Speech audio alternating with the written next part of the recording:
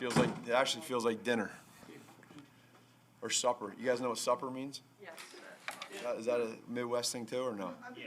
Oh, it's everywhere? That's a battle in my house. Oh, it is? Supper. My wife's from Wisconsin. Yeah.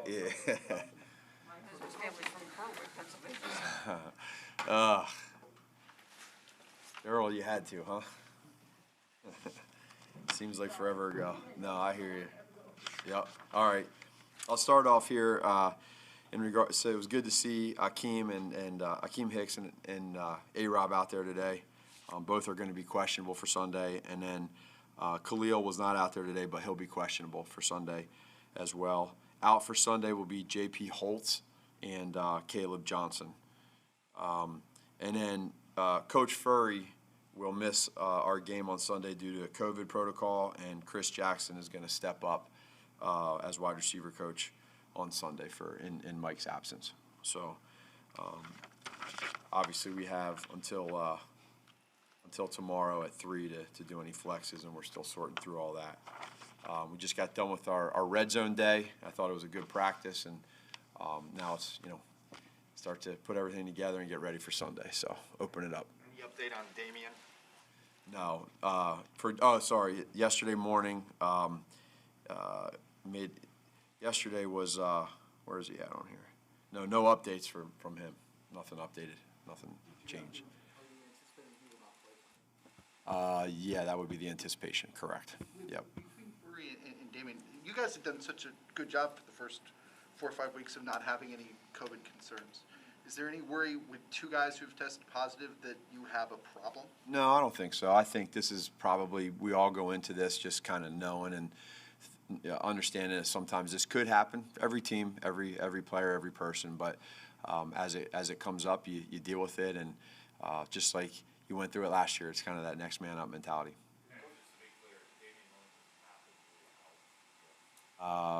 Again, I guess so. Yeah, I'm not. Yeah, I don't know how all that goes. So. Coach Furry feeling all right? What's that? Coach Furry feeling Yeah, all right? yeah, I guess so. Yeah. Wasn't feeling well when he tested. Who wasn't? Back in the summer. Oh yeah. No, I think he's feeling okay. Rob, was that something that happened in the game? Yeah. He finished the game, right? Yeah, he did. Yeah, he just got a little bit dinged up there, but just trying to be precautionary as well. We're so used to Khalil Mack Yeah. showing up on Sundays regardless of what's going on with his body. What have you learned about him as he's missed practices this year, and is he the kind of guy that can go a week without practicing? I think so. Yeah, I mean he knows his body better than anybody, and when you get through. I mean, we're heading into week 6 here, and as you saw with our injury report, it gets lengthy, and that's part of the season. Sometimes that's how it goes. But I think the key part to a lengthy injury report is making sure that these guys, that we're being smart the week of practice, and then each guy is independently on their own as far as how they work and what they do. So. Andre's done a great job, Loco, our strength coach, and Jen with the nutrition, all phases, coaches, just trying to make sure we circle these guys, every one of them, to make sure that they're really good on Sunday, and then you kind of reset it and start over again each week. Based on what Khalil Herbert showed you Sunday, do you feel maybe a little bit more comfortable with him having to shoulder a bigger load this week than maybe you would have a week ago?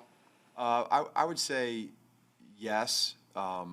Because he kind of, again, last week we didn't know how that was going to go for him, and I thought he did a great job. And then Coach Petrie has done an amazing job at getting these guys ready. And it's not easy, but this entire time from OTAs to training camp till now, he's been awesome. And so I think that he's built these relationships with the guys. He's prepped them. That's a huge part of developing as a coach. And here we are, with the situation we're in for Khalil, gets an opportunity, and now the other guys too, same thing.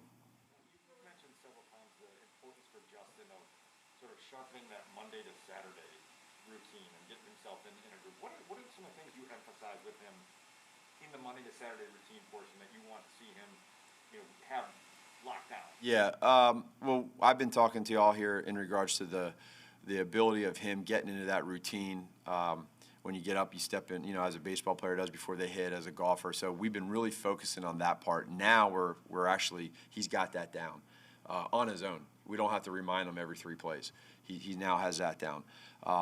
Just I think building that rapport with his teammates of the timing of specific routes, and then in between practice or in between the periods, going over with those guys and getting that route again, or talking through how you might make a throw. Even the sometimes what we all take for granted is simplicities of a cadence, right? Verbal, or even for that matter, going nonverbal. So all of those little things, I think what happens is he continues to every day gain a little bit more confidence in the procedure. The other part of it too is off the field, watching tape. And I think as he goes through that process with Coach Flip and Coach Laser and those guys, he's able to realize, really the routine of how he watches tape too. Is it by coverage? Is it by front? Is it by blitz, et cetera? So there's so much that goes into it. And that's where week by week, game by game, we want to just see that little bit of that growth in each area. Matt, the use of a second running back, whether it's Williams with Montgomery or Herbert with Williams, is that a complementary type thing, a wear and tear type of thing? I guess what I'm asking is, or could Herbert carry the whole load himself, or do you need a second back, Null or whoever, just to change the pace? I'd say, based off the players, whether you hear some people talk about thunder and lightning, you got a power back or you got a quicker back. Every team's a little bit different. Could Khalil shoulder the load and do it? I don't know. I guess we'll see, and if that ever happens, I don't know. I would think he could. But at the same point in time, you got to make sure that you have depth, because it is a physical game. And I think that's where these players that come in that are behind them, they got to be prepared. And it's kind of like last week, right? You say a guy like Damian Williams, what's the most carries he's ever had in an NFL game? And then you look at, okay, well, they had 18 and 16 respectively. So I think it helps the guys so they're fresh every rep. Some guys get beat down, and you're starting to kind of see that in the league. Not that they're interchangeable, but you've obviously had success with 3 different running backs now. And the last 2 weeks, you've won being more of a run-based team. When you're down to 3rd, 4th, 5th string, how difficult is it to stay with that run, not run first, but that kind of run-based offense? Sure. When you start going through and creating an identity, you understand that these players, they all have their own strengths and weaknesses. So probably the thing that we need to do as coaches is make sure that we're using their strengths in whatever that is, whether it's a type of scheme in the run game, whether it's a protection in the pass game, just to make it a little bit easier. You have a younger guy like a rookie like Khalil. You have a guy that has not seen as many defenses as somebody like David, that has, whether it's the vision that when you get a handoff and how you read the 3-tech on whether you cut in or break outside, or if it's a blitz that a Mike linebacker comes up in the A gap versus coming off the D gap. So when you start seeing that, and then all the other stuff, we just have to temper with a younger guy how much volume of that kind of stuff we put on him so that he doesn't get tricked. When you evaluate guys before the draft, do you have a sense of how they react in big moments? And with Fields, what have you learned about that part of him since you actually got your hands on him? Well, in that area, you talk to the coaches that they play for. That for me, having the luxury to know Coach Day and how he handles those big moments, and then you listen to other people. Ryan and all his personnel guys, they do a great job of really digging in and finding that kind of stuff, the intangibles. You see it on tape. You can see it when you watch a game on TV, and then to be able to see it live and have it firsthand and see how he handles situations. There's a calm for all of us, and I think the fact that he's that way, that's a strength that not everybody has. And when you play in front of over 100,000 people at your home games, it certainly helps you. And when you're in these moments here in the NFL, you're able to use that to your advantage. Is there a small example of something you've seen live in the last couple of weeks in him that reassures you about him?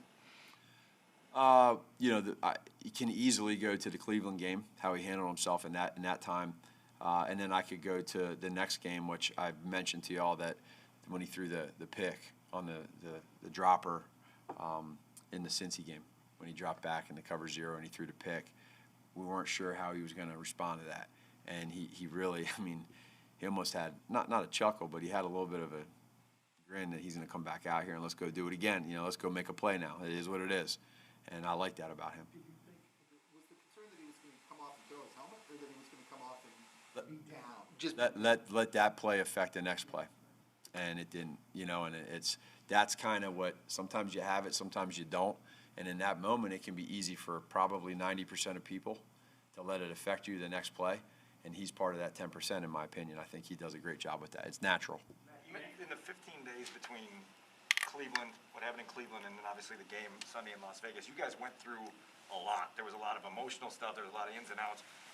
In your role as a head coach, what have you learned about finding ways to regenerate and sustain energy when you've probably used a lot of energy during a span like that? Yeah, that's a really great question, and I think probably the biggest thing is understanding the pulse of your team. In that moment after Cleveland, that was a tough moment, right? That was a low moment to where it's okay. We're going to get challenged now, and have we been through this before? We have. Now, how do we do it? Because every year's a little bit different, and that you saw what we talked to you about was that we communicated with the players, we talked to them, we came together. And then we said, okay, now we got to go do it. And in that time, I feel like we've learned a lot. Number one, in different areas, X's and O's wise, relationship wise, we're all growing. You know, we had going through and naming Justin the starting quarterback is one part of it. Then you have the defense going through trying to figure out. It's early in the year, so you're trying to figure out as a team who are you. You do all that. You're able to win a few games complementary in 3 phases, it starts to feel a lot better. And now what you need to do is now you got to make sure, okay, two good wins, right? Now you got to make sure that you don't get complacent. And the focus now is being able to go back out there and do it again. It's hitting that reset button. Sometimes that's the hardest ones, In terms of refueling, just sort of mentally and Yeah. emotionally refueling when coming Totally. Sunday, I'd imagine a lot of guys were spent. Well, and another great point. So we communicate with our support staff mentally where they at, physically where they at. So then it's my job as the leader to make sure that they're taken care of because of what they did on Sunday. We got to take care of them during the week. And this week we did some of that because we have to.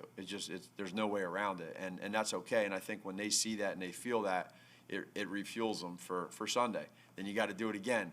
And then you have moving parts with whether it's a guy's health or whatever it is. We have to be able to adjust as coaches. But now the other part is then on game day, it's up to the players. They got to now it's okay. We're refueled. Now we go again for 3 more hours. Go back to the identity question of the offensive line. I'm curious, what's Jason Peters? Whose role in that, especially with the physicality? It seems like every game he's knocking somebody over hard. Yeah, he has a big part of that. And Adam, I think that when he got here, really 24 to 48 hours of being here, you could feel his veteran leadership. And I was actually, it was really neat to see in the fact of just how he took these guys. I mean, because he's played a lot of snaps, and we got some young guys on there. We got some guys like Cody Whitehair that have been here doing it a while. You have a good mix. But he came in and just fit in right away. And those guys gravitate to him because you can tell he's an authentic, real leader. So he does it. He takes care of his body. He's really cerebral. He's super smart, understands, seen a bunch of different techniques from. But then he's also back there with Juan and Donnie. He's coaching these guys when he's not in there. He's coaching these guys on techniques. Instantly, the guys feel that. And then anything he says, they follow. And he was able himself to be able to come out here at 39 years old, week 1, and do what he did and continue to get to this point right now. That's a big part of that offensive line. And then now the rest of the guys feed off of that. And you feel it. And not just the O-linemen, but other guys too. They go to him because he's been there, done that. And I just love his mentality. When he pancakes a guy, how does, take us into that room and, how you're feeling, how they're feeling? Well, we all feel good about it because he is a massive individual, was super strong. So when you see these plays where he's just washing down a defensive end and just creating a hole for the running backs, they appreciate that and they see it. And JP is a guy where he just he doesn't say a whole lot when it goes on. He doesn't want a lot of credit. He just wants to do it by his actions. And we've been having that, and it's when one guy does it, another guy wants to do it. Then a third wants to do it. Then a fourth. And then you're saying, well, I can't be the only one, so I got to do it. Before you know it, you got everybody doing it. And then it's contagious. It goes to the tight ends. It goes to the wide receivers. The running backs appreciate it, and it's fun. Matt, I think everybody knows what the record is the last 5, 6, 7 years with the Packers. It's almost as if, in addition to playing well, guys might need like some kind of mental breakthrough, some kind of way to believe. How do you create that? Well, we have some ways that each week, we have ways to kind of tap into them. And again, there is a balance, though, of sometimes guys doing it, of coaches or position coaches, head coaches, et cetera, our own teammates, players back and forth, and making it too big of a moment to where you don't play like you're supposed to. So, we talk through, we really start focusing through the week on what your role is and what your responsibility is within the play, and schematically what we want to do. And then you kind of, as the rest of the week goes on, you get closer and closer, you might juice it up a little bit to try to get them really going. Because we always talk about don't peak too soon, right? They hear me say that all the time, and that's real. Like, wait until you get to Sunday. When you get to Sunday, then let's peak.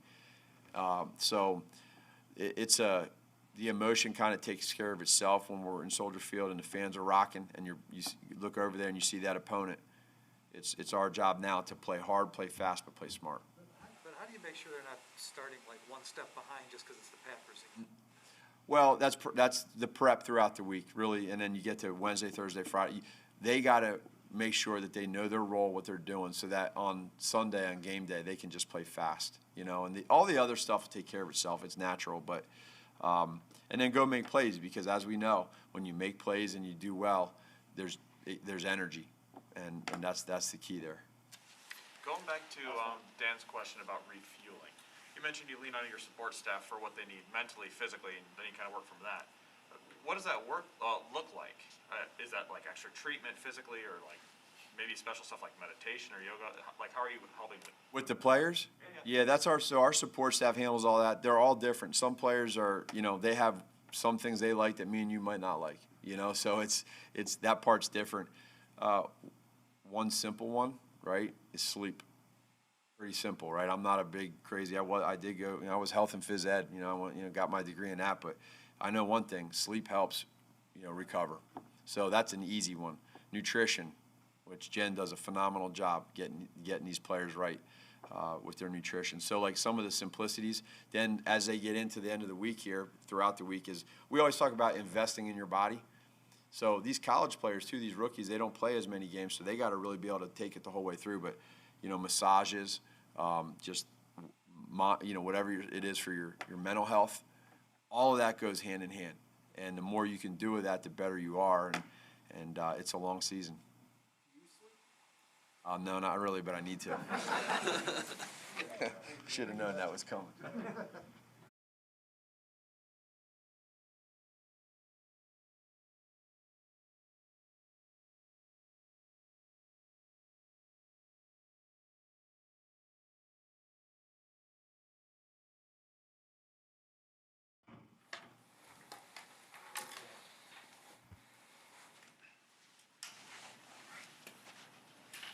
James, what was going through your head when you get 7-8 yards downfield and that linebacker tried to jump up in the air and you did what he did to him? I was just thinking about finishing the play. That's about it. And then after the block, I looked back and I thought it was a flag. I thought they were gonna throw a flag, so I looked back and thought there was a flag, but there wasn't. So that was good.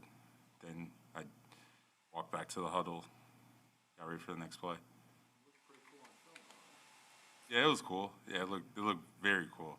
Did you guys have fun with that? Like as an old line room watching that?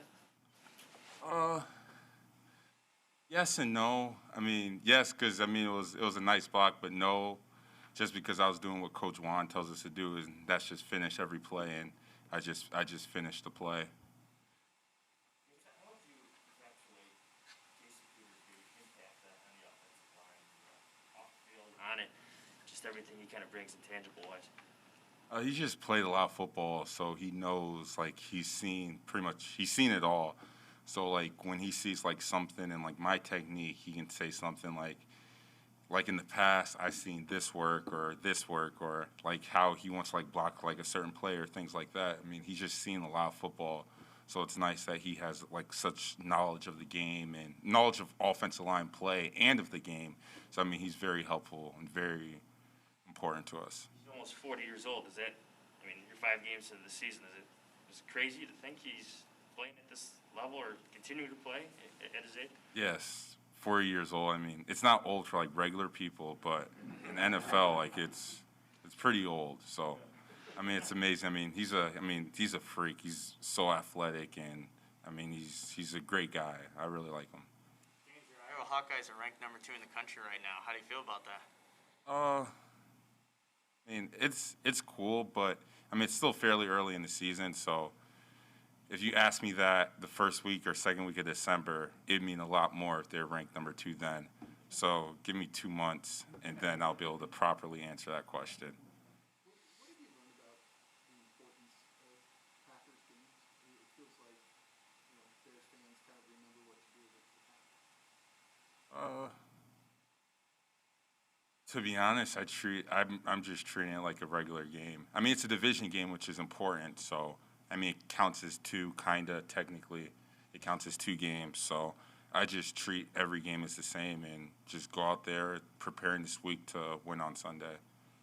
What kind of vibe have these last 2 weeks given the offensive line, just given the opportunity you guys have had to establish the identity, to get the running game going, and then to have success with it? It feels good. It feels good when we're running the ball. It feels good when the offense is doing good. But, I mean, for the offensive line, it's kind of hard for to speak for the offensive line. I can just speak for myself. Like, no matter what's called, if it's 40 runs or 40 passes, 40 straight passes, 40 straight runs, we'll still block it.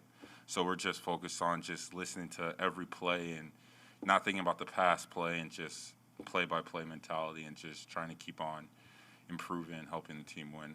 Some of your line mates have said, though, that being able to establish the run early gives you guys a little bit more of a juice up front and realizing that you can kind of set a tone for a game in that regard. I don't want to speak for them. I just think about just blocking every play. So if we don't get a run called till the fourth quarter, just go all out in that one run we get in the fourth quarter, or go all out in that one pass we get in the fourth quarter, and just do it to the best of my ability and best of our ability. James, what kind of impact, what kind of adjustments, if any, do you have to make with Wilkinson next to you instead of Jermaine?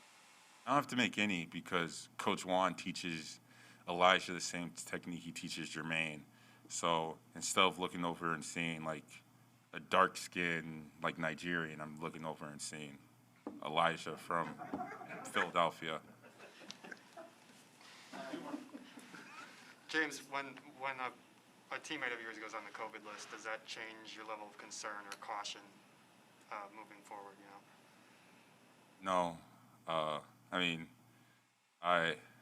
I follow rules, so there's a state mandate you wear a mask indoors, so I wear a mask indoors. So it doesn't, personally for me, it doesn't change my level of concern or anything.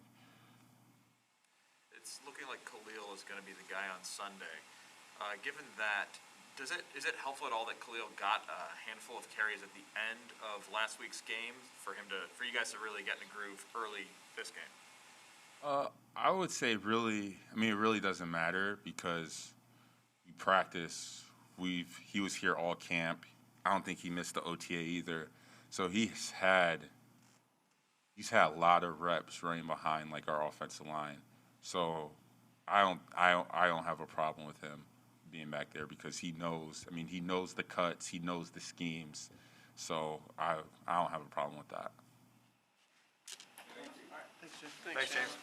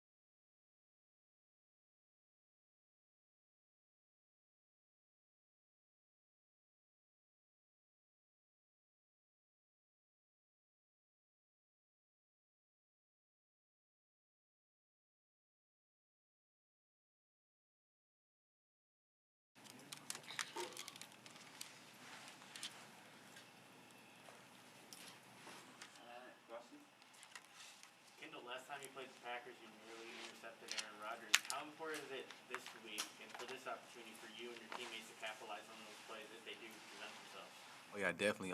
That's something that we've been talking about as a group this week. Just when we had opportunities to make a play and help our offense out and get off the field on defense and change the game, we got to make sure that we make those plays. So that's something that we making sure that we capitalize this year against those guys.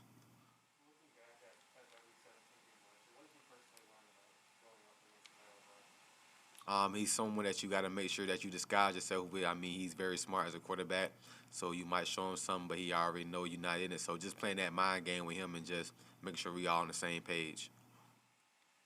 Over the past 2 weeks, it seems like you guys have relied on a little bend, don't break defense. Is there any attitude that maybe you do need a few takeaways to give yourself a better chance to win this week? Not necessarily. I feel like as a defense, we always want to create turnovers, 'cause that's how you win games and everything like that. So we're gonna keep continuing doing what we do and playing our style of ball. You know, coming out of the Rams game, Matt talked about how the defense was challenged to become more of a swarming unit all the time. What have you seen over the past month, the way this group has sort of gelled together and created a little bit of that identity?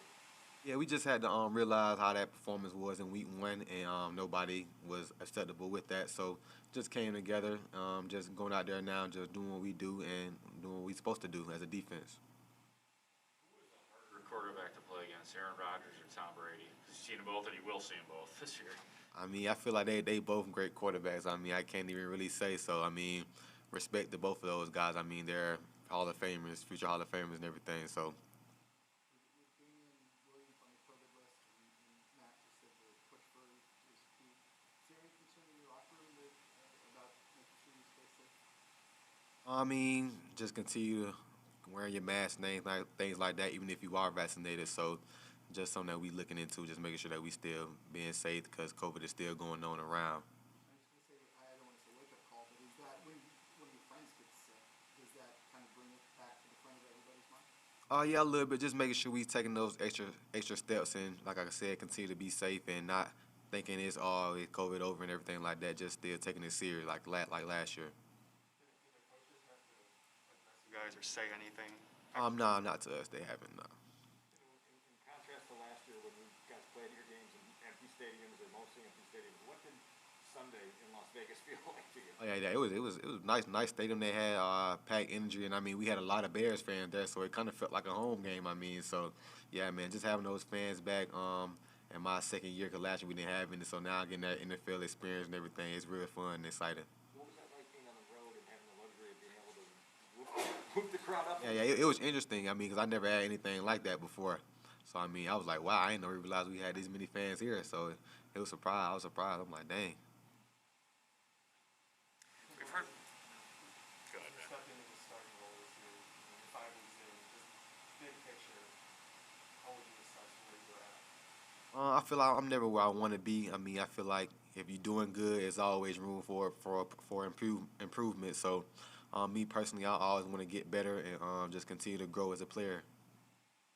We've heard a lot about trying to treat this as just any other game and not trying to ratchet it up too much just because it's the Packers. Is that difficult at all for you?